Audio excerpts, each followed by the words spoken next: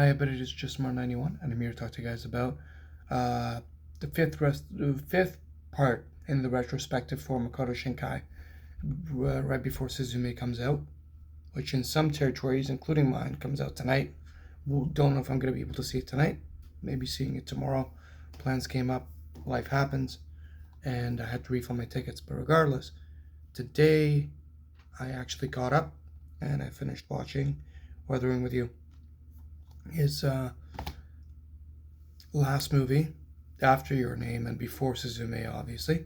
And I remember first time when I went to see this film, I didn't know what to expect. Only thing I had going for me is Your Name, and I mean, maybe I built it up a little bit too much or went at it a little bit too much. That was my standard. That was my setup. That was my approach. That's what I was expecting, and it delivered something very different, a little bit more linear, but still uh,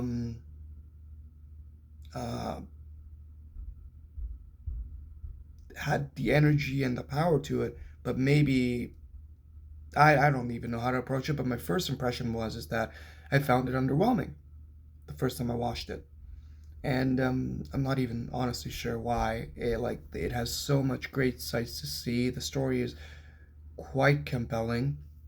It's basically about this young guy who runs away from his life and finds solace basically in this girl that he meets, who can control basically weather. Weathering with You is a pretty amp title. That's all I'm gonna say about it. It's very much a simple plot in some regards, but a complex one in others. It's basically one of those things where um, he finds himself, this character, in a rain-soaked Tokyo, and this girl is the answer to clear that up. Essentially, that's kind of the point. And choices need to be made, sacrifices need to be made, and it all goes down to the whole like, if you had this power, what would you do with it, and the priorities and all of that, and it has a lot to say, um, and I love the energy, the writing, the acting, the storytelling. My second viewing definitely was a little bit better. I went in with a more broadened mindset. I've seen everything he made before it at this point, and I knew the takeaways, the approaches, and all of that.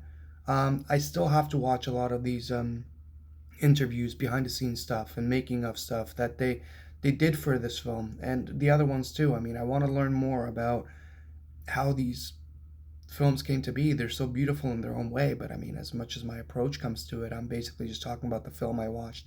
I don't really know the background work, and I was definitely just prepping for the Suzume journey that's about to happen.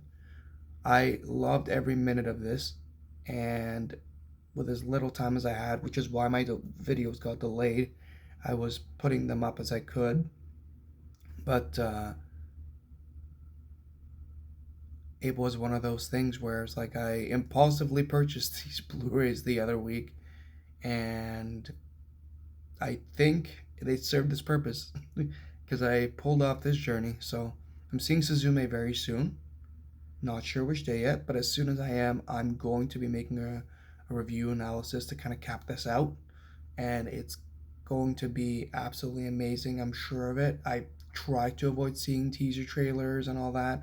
Maybe I've seen it once. I can't recall much. I'm gonna go in as cold as I can, and I want to be wowed, just like any audience member that goes in there. Anyways, have a good one, guys. Enjoy the movies, and more reviews are coming soon because this week is littered with so many titles coming out. If I have the time, which I hope I will, I'm going to make time for this. Have a good one. Bye.